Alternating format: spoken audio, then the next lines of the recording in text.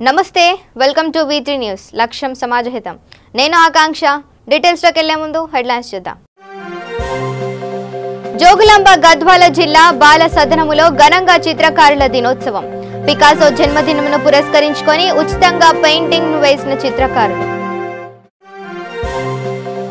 ఇసుక సమస్యపై భవన నిర్మాణ కార్మికులకు టీడీపీ మద్దతు టీడీపీ ఆధ్వర్యంలో నంద్యాల ఆర్టీఓ కార్యాలయం వద్ద ర్యాలీ వినతి పత్రం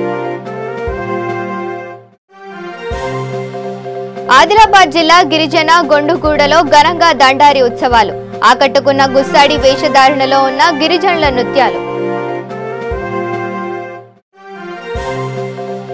డెంగ్యూతో మరణించిన భార్య తట్టుకోలేకపోయిన భర్త 4 ఏళ్ల కుమార్తె సహా ఉరివేసుకొని ఆత్మహత్య ఇక డీటెయిల్స్ చూస్తే జోగులాంబ గద్వాల జిల్లా బాల సదనములో చిత్రకారుల దినోత్సవం సందర్భంగా చిత్రకారులు విద్యార్థులకు పుస్తకాలు పెన్నులను అందజేశారు ఈ కార్యక్రమానికి జిల్లా గ్రంథాలయ చైర్మన్ బిఎస్ కేశవ ముఖ్య అతిథిగా హాజరయ్యారు చిత్రకారులు చైర్మన్ బిఎస్ కేశవ్ ను శాలువాతో సన్మానించారు ఈ సందర్భంగా బిఎస్ కేశవ్ మాట్లాడుతూ పికాసో జన్మదినాన్ని పురస్కరించుకొని జోగులాంబ గద్వాల జిల్లాలో చిత్రకారులు బాల సదనమునకు ఉచితంగా పెయింటింగ్ వేయడం చాలా గర్వకారణమని అన్నారు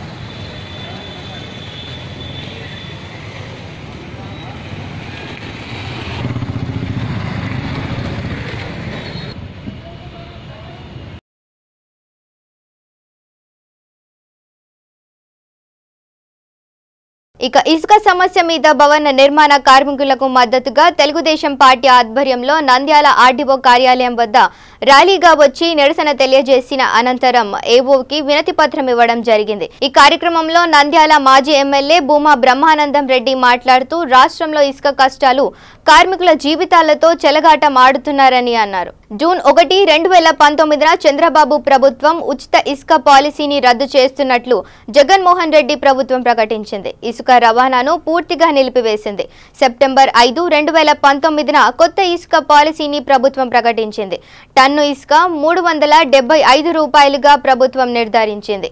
ఆన్లైన్ పోర్టల్ ప్రారంభించి ఆన్లైన్లోనే బుక్ చేసుకుంటే దొరుకుతుందని ప్రకటించింది. ఇసుకను ఆన్లైన్లో బుక్ చేసుకోవాలని ప్రభుత్వం సూచిస్తున్నప్పటికీ ఇంతవరకు సామాన్యుడికి ఒక్క లోడ్ అందినా దాఖలా లేదన్నారు.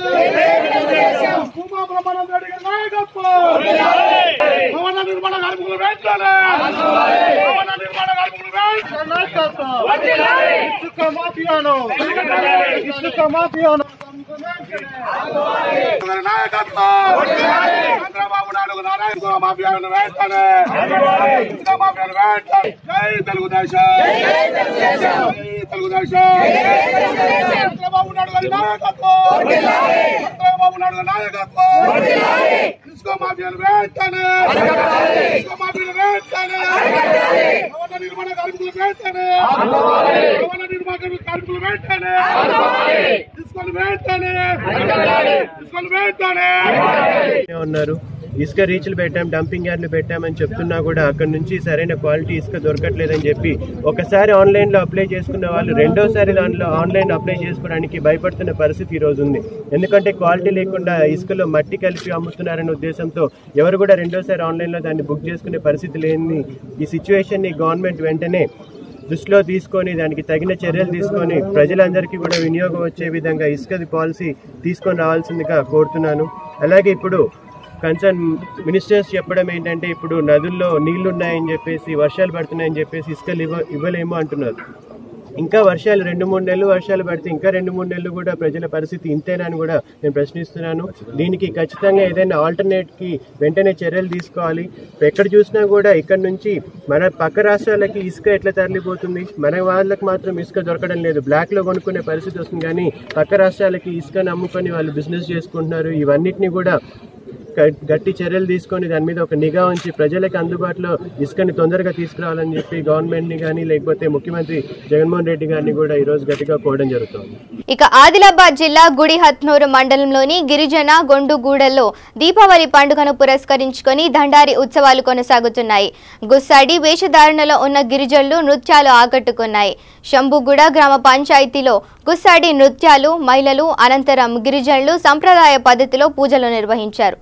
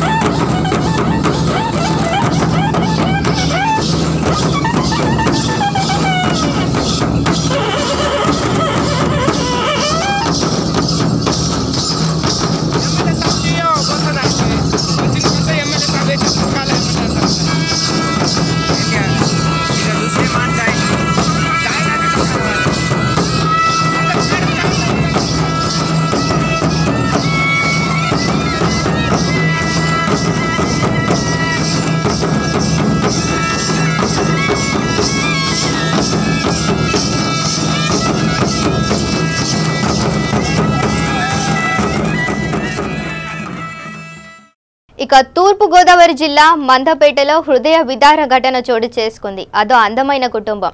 వారిద్దరూ, వారికొక అమ్మాయి. అతడు కష్టపడి పైకొచ్చాడు, స్వశక్తితో ఎదిగాడు. అది ఆమెకు నచ్చింది. ఇంట్లో వాళ్లకు ఇష్టం లేకపోయినా అతడినే పెళ్లాడతానని పట్టుబట్టి మరీ పెళ్లి చేసుకుంది. 4 ఏళ్లు గడిచాయి. ఈలోపు వారికో పాప. కుటుంబం ఆనందంగా సాగుతున్నప్పుడు గుండెల్ని పిండేసే కష్టం. 3 పదుల వయసు కూడా నిండని భార్యకు డెంగ్యూ జ్వరం.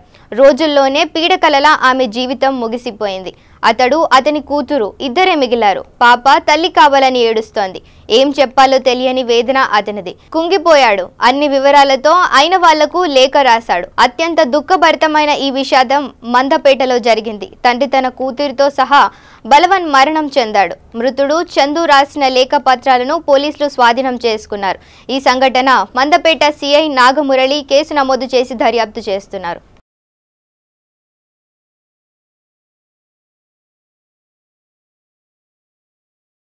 ఇక సిద్దిపేట పట్టణంలో బస్ డిపో వద్ద ఆర్టీసీ కార్మికులు చేపట్టిన దీక్షకు సిపిఐ రాష్ట్ర ప్రధాన కార్యదర్శి చాడ వెంకటరెడ్డి మద్దతు తెలిపారు. ఆర్టీసీ కార్మికుల సమ్మె చేస్తుంటే కేసీఆర్ పట్టించుకోకుండా చిన్నచూపు చూస్తున్నారని ఆగ్రహం వ్యక్తం చేశారు. ఆర్టీసీకి ఎన్నో పోరాటాలను చరిత్ర ఉందన్నారు. పొరుగు రాష్ట్రంలో ఆర్టీసీ సమస్యలు పరిష్కారం కోసం కమిటీలు వేసి పరిష్కరిస్తుంటే కేసీఆర్ ఆర్టీసీ కార్మికులు సెల్ఫ్ డిస్మిస్ చేస్తున్నారని విమర్శించారు. సెల్ఫ్ డిస్మిస్ అన్నా, మీకు మీరే ఉద్యోగాలు తొలగించుకున్నారు అని చెప్పినా మేము ఉద్యోగాలు తొలగించుకోలేదు, ఆర్టీసీ మాది, ప్రజా రవాణా సంస్థ అని చెప్పుకొని మీరంతా కూడా సభలో పాల్గొనడం అనేది గర్వకారణం అని చెప్పి ఈ ఆర్టీసీకి సుదీర్ఘ పోరాటాల చరిత్ర ఉంది, త్యాగాల చరిత్ర ఉంది. కేసీఆర్ చెప్తా ఉన్నాడు ఆర్టీసీ మూసేస్తా అని. ఒకసారి కేసీఆర్ గతాన్ని ఎమరేసుకోవాలి. మనకంటే మొదలు చరిత్ర ఉన్నది. Hyderabad Nizam state road transport డిపార్ట్మెంటే మొదలు పుట్టిందే ఆర్టీసీ. ప్రభుత్వ డిపార్ట్మెంట్ లో కేసీఆర్ అని చెప్పి చెప్తున్నాం. ప్రభుత్వ డిపార్ట్మెంట్ లో పుట్టింది. ఎప్పటిదాకా ఉన్నదా ప్రభుత్వ డిపార్ట్మెంట్ అంటే మీకు కూడా చాలా మంది తెలియదు. 1956లో ఆంధ్రప్రదేశ్ అవతరణ అయింది, అంటే ఆంధ్ర తెలంగాణ కలిసింది. కానీ అప్పుడు కూడా కాలే. ఎప్పుడైంది? 1958లో APSRTC Andhra Pradesh state road for transport గా అవతరించింది. ఈ విషయం గత చరిత్ర చెప్పదలుచుకున్నాం. 58లో ఏపీఎస్ఆర్టీసీగా ఏర్పడ్డది. అప్పటి నుంచి ఏం చేస్తుందండి ఈ ఆర్టీసీ? ఆసియా ఖండంలోనే ప్రపంచవ్యాప్తంగా చూస్తే అత్యంత పెద్ద రవాణా సంస్థ ఏపీఎస్ఆర్టీసీ అని అనేక అవార్డులు వచ్చిన ఘనత అక్కడ కార్మికుల మూలంగానే ఈ విషయాన్ని చెప్తాను. అనేక అవార్డులు వచ్చినాయి మనకి. ఎలా వచ్చినాయి? ప్రజల ప్రయాణం అంటే ఇలాది నిత్య కృత్యం అయిపోయింది. ఎవరికైనా కామన్ సెన్స్ ఉన్నాడు, కనీస జ్ఞానం ఉన్నాడు ఆలోచిస్తాడు. నువ్వు బయటికి పోవాలంటే అవసరాలు దొరికిపోయి ఏదో ఇవాళ తప్పనిసరిగా ప్రయాణం చేయాల్సి వస్తావు. అందుకనే పల్లెకు ప్రజల దగ్గరికి వెళ్తున్నాయి పల్లె వెలుగు బస్సులు అనే విషయానికి తెలియదా కేసీఆర్ అని చెప్తా ఉన్నాం. పల్లెలకు బస్సులు వెళ్తే లాభాలు వస్తాయా?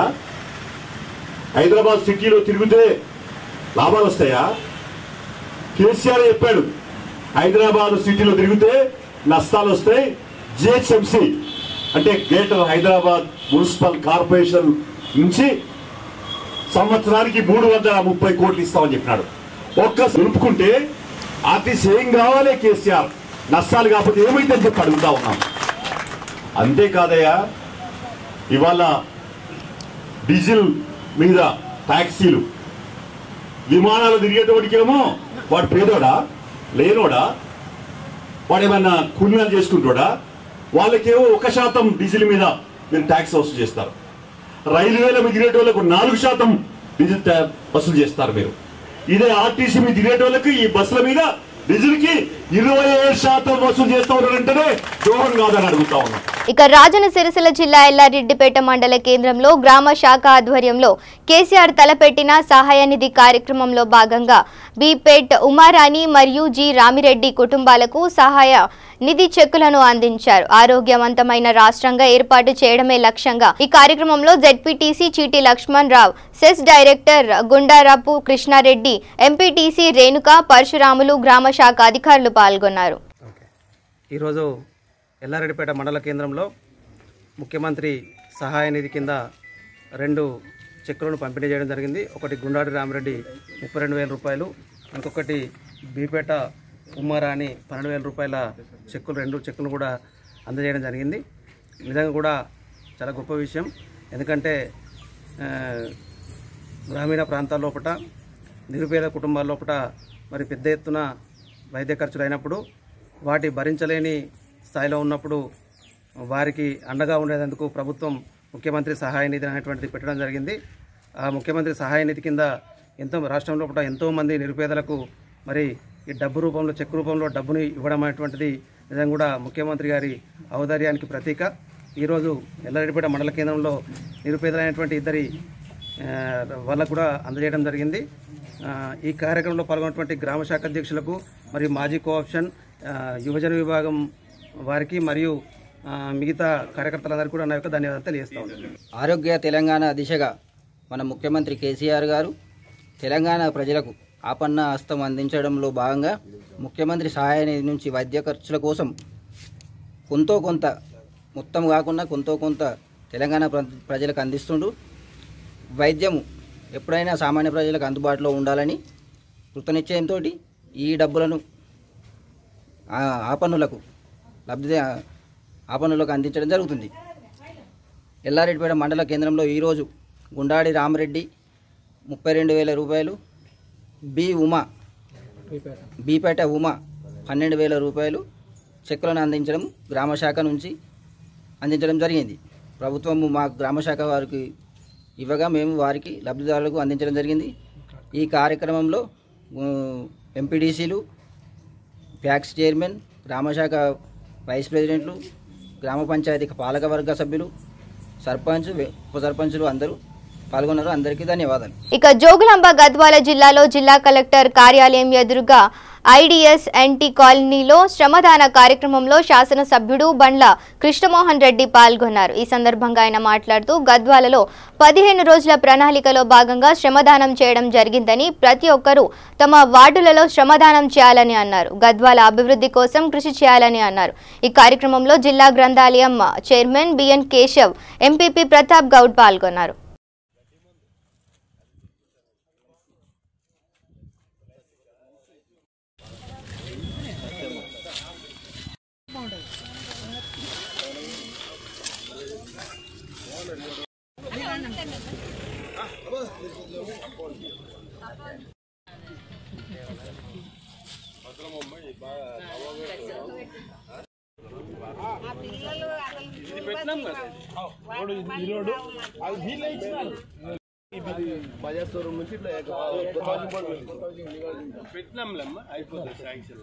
ఇక నిర్మల్ జిల్లాలో కురుస్తున్న వర్షాలకు కండం ప్రాజెక్టులోకి వరద నీరు భారీగా వచ్చి చేరింది.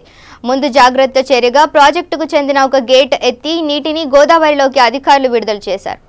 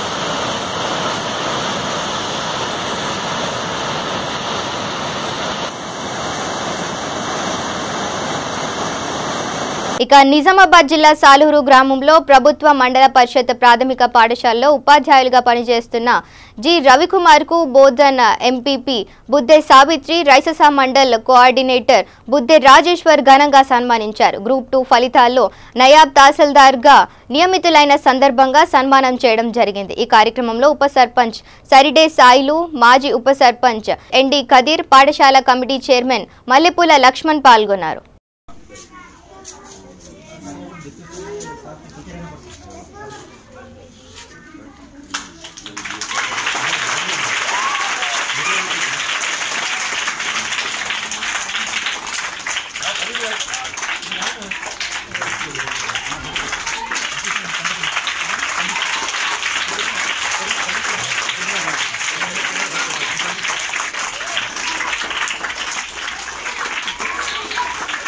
అయితే ఈరోజు జిల్లా ప్రాథమిక పాఠశాల సాలూరులో పనిచేస్తున్నటువంటి ఉపాధ్యాయుడు గౌరవనీయులు మరి మిత్రులు పెద్దలు మరి జి రవికుమార్ సారు మా సాలూర పాఠశాలలో పనిచేస్తూ ఉన్నారు.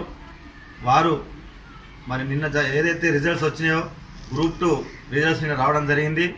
అందులో మరి నిన్న తనకు వచ్చిన ర్యాంక్ ప్రకారము డిప్యూటీ తహసీల్దార్గా మరి ఆయనకు గ్రూప్ 2లో రావడం జరిగింది.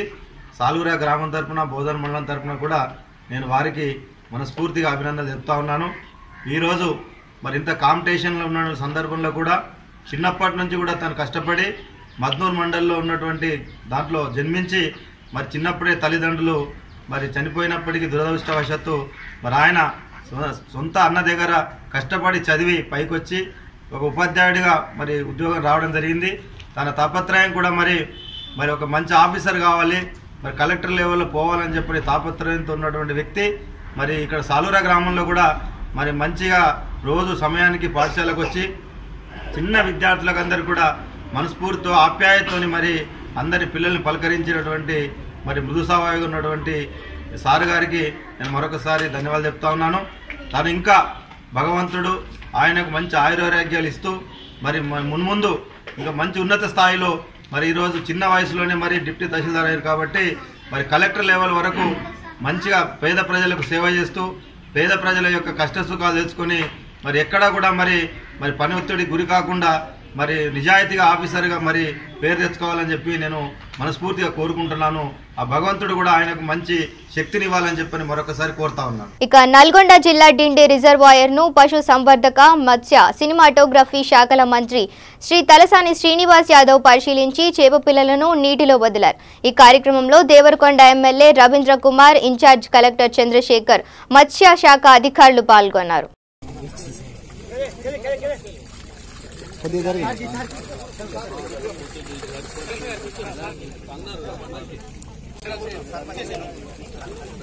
జరగానా కొద్దిగా జరగానా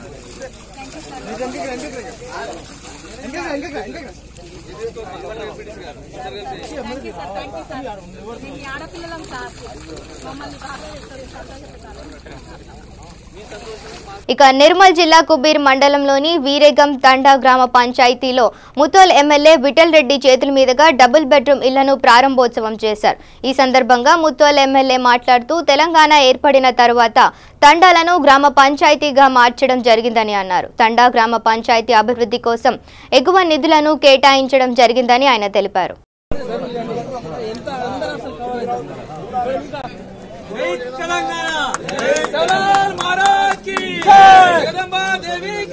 సార్ సార్ సార్ ఇటు చూడండి సార్, ఇటు చూడండి సార్.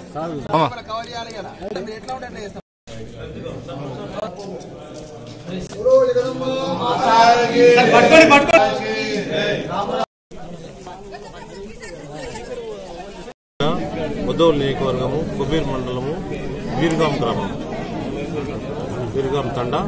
మరి మన ముఖ్యమంత్రి గౌరవ కల్వకుంట్ల చంద్రశేఖరరావు గారు వారు 2014లో ముఖ్యమంత్రి అయ్యాక వారు చెప్పడం జరిగింది, నెక్స్ట్ పంచాయతీ ఎలక్షన్ వరకు ప్రతి తండాను గ్రామ పంచాయతీగా చేద్దామని చెప్పి. దానిలో భాగాన్ని వీర్గాం గ్రామం కూడా ఇప్పుడు ఇంకో గ్రామం కలిసి మరి పంచాయతీగా ఏర్పడింది. ఇక్కడ మొత్తం కూడా లంబాడ సోదరులు గవర్నమెంట్ బై ఇక్కడ ఉంటారు. వారు చాలా పేదవారు. మరి ఇల్లు లేక మరి కిరా ఇంట్లోనో రేకుల ఇంట్లోనో గుడిసెలను ఉండటం జరిగింది. వారు ముఖ్యమంత్రి గారు కేసీఆర్ గారు ఈ స్కీమ్ మంజూరు చేశాక జీవో ఇచ్చాక వారు కలవడం జరిగింది. కానీ మాకు ఇక్కడ ల్యాండ్ ఉంది, మరి ఇక్కడ కేసీఆర్ గారు ఏదైతే మరి డబుల్ బెడ్రూమ్ 5 లక్షలతో నిర్మిస్తున్నారో మా గ్రామాన్ని కూడా మీరు మంజూరు చేస్తే బాగుంటుందని చెప్పి వారు చెప్పిన పిలుప మరి వారికి ప్రస్తుతానికి ఒక 15 ఇండ్లు మంజూరు చేయడం జరిగింది. దీంతో పాటు గౌరవ ముఖ్యమంత్రి చంద్రశేఖరరావు గారు మా నియోజకవర్గానికి సుమారు 2400 ఇండ్లు మరి బైన్సా టౌన్ మున్సిపాలిటీ పట్టుకుని మంజూరు చేయడం జరిగింది. దాంట్లో మరి సుమారు 25 గ్రామాల్లో మరి ఇక్కడ ల్యాండ్ చూసాం. పనులు కూడా ప్రారంభమవుతుంది. కొన్ని గ్రామాల్లో స్లాబ్ లెవెల్ కూడా వచ్చింది. మరి కూడా రాబోయే రోజుల్లో కొన్ని రోజుల్లో బైన్సా పట్టణంలో కూడా ఒక 200 ఇండ్లకు కూడా టెండర్ పిలవడం జరిగింది. దీంతో పాటు 3 రోజుల కింద కొమ్మిరి మండలంలోని ఒక 5 గ్రామాల్లో మరి ముదోల్ మండలంలోని కొన్ని గ్రామాల్లో, తానూరు మండలంలోని కొన్ని గ్రామాల్లో, బైన్సా మండలం కొన్ని గ్రామాల్లో కొన్ని టెండర్ కూడా పిలవడం జరిగింది. మరి ఈ రోజున దీపావళి శుభ సమయంలో ఇక్కడ వీరగాం తండాలో మరి వారందరూ కూడా వారి కులదైవమైన జగదంబ మాత మరి శివలాల్ మహారాజ్, రామరావు మహారాజ్ గారికి సంప్రదించి మరి ఈ రోజు బాగుందని చెప్పేసి ఈరోజు మరి ఇక్కడ పూజలు చేసి బ్రాహ్మణుల ద్వారా వేద పండితుల ద్వారా గ్రామంలో ప్రతి ఇంట్లో మరి సత్యనారాయణ పూజ చేసి మరి వాళ్ళు బ్రహ్మాండంగా ఇక్కడ ఎంతో సంతోషంతో మాకు కేసీఆర్ గారు మరి తర్వాత హౌసింగ్ శాఖ మంత్రి ప్రశాంత్ రెడ్డి గారు మరి ఇంతకుముందు హౌసింగ్ శాఖ మంత్రి ఇంద్రకరణ్ రెడ్డి గారు వీరందరి సహకారంతో మరి మాకు ఇండ్లు మంజూరైనాయి. ఇంట్లో పోతున్నాము చాలా సంతోషంగా వారు వ్యక్తం చేశారు. అదేవిధంగా ఈ కాలనీకి ఏదైతే ఇండ్లు కట్టామో ఈ కాలనీకి మరి కరెంట్ సరఫరా కూడా, తర్వాత మిషన్ భగీరథ ద్వారా వాటర్ తాగునీరు సరఫరా కూడా చేయడానికి ప్రయత్నిస్తున్నాం. తొందరగా ఆ పని కూడా పూర్తవుతుంది. మరి గౌరవ ముఖ్యమంత్రి గారు మరి ఈ స్కీమ్ 5 రోజుల ముందు 60,000 నుంచి 1,00,000 వరకు మరి ఉండే, దాంట్లో చాలా చిన్న భాగం. వారు కూడా దానికి తోడుగా ఇంకో 1,25,000 వారు పెట్టాల్సి ఉంటుంది. కానీ ఇప్పుడు 5 లక్షల్లోనే ఎటువంటి డబ్బు లేకుండా బెనిఫిషియరీ లబ్ధిదారు ఎటువంటి డబ్బు ఇవ్వకుండా ప్రభుత్వమే కట్టించి అది ఏదైతే టెండర్ పిలిచిన కాంట్రాక్టర్ ఉన్నారో వారికి ఇప్పించడం జరుగుతుంది. మరి చూస్తుంటే మరి ఇప్పుడు ఎంతో ఆనందంగా సంతోషంగా ఒక ఫ్యామిలీకి మరి ఒక కొడుకు ఇద్దరు కొడుకులు మరి ఉండటానికి మరి నివాసం ఏర్పడింది. దీంట్లో మరి పూజా గది, వంట గది, మరి టాయిలెట్, కిచెన్ రూమ్, హాల్ ఈ పరిస్థితులు ఇక్కడ ఉన్నాయి.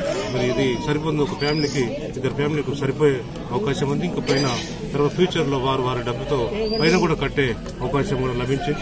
తక్కువ ఖర్చుతో వారు కూడా పైన కట్టే అవకాశం కూడా లభించింది. చాలా సంతోషం. మేము కూడా హ్యాపీ ఉన్నాం. ఇక్కడ ప్రజాప్రతినిధులు అందరూ కూడా రావడం జరిగింది. మరి ఆఫీసర్స్ కూడా రావడం జరిగింది. అందరూ కూడా ఈ మనం మరి ఇతర గ్రామాల నుంచి వచ్చేసిన సర్పంచ్ సోదరులు, ఎంపీపీలు, ఎంపీటీసీ వారు కూడా మా గ్రామానికి కూడా ఇటువంటి సౌకర్యం మీరు కల్పియండి అని చెప్పి వారు కూడా కోరుతున్నారు. తప్పకుండా నేను మరి ముఖ్యమంత్రి గారు కేసీఆర్ గారిని కలిసి, హౌసింగ్ శాఖ మంత్రిని కలిసి మన నియోజకవర్గానికి ఇంకా ఎక్కువ ఇండ్లు మంజూరు చేయించడానికి ప్రయత్నం చేస్తాను. బులెటిన్ ముగించే ముందు హెడ్లైన్స్ మరోసారి చూద్దాం. జోగులాంబ గద్వాల జిల్లా బాల సదనములో ఘనంగా చిత్రకారుల దినోత్సవం. పికాసో జన్మదినమును పురస్కరించుకొని ఉచితంగా పెయింటింగ్ ను వేసిన చిత్రకారులు. ఇసుక సమస్యపై భవన నిర్మాణ కార్మికులకు టీడీపీ మద్దతు. టీడీపీ ఆధ్వర్యంలో నంద్యాల ఆర్టీఓ కార్యాలయం వద్ద ర్యాలీ, వినతి పత్రం.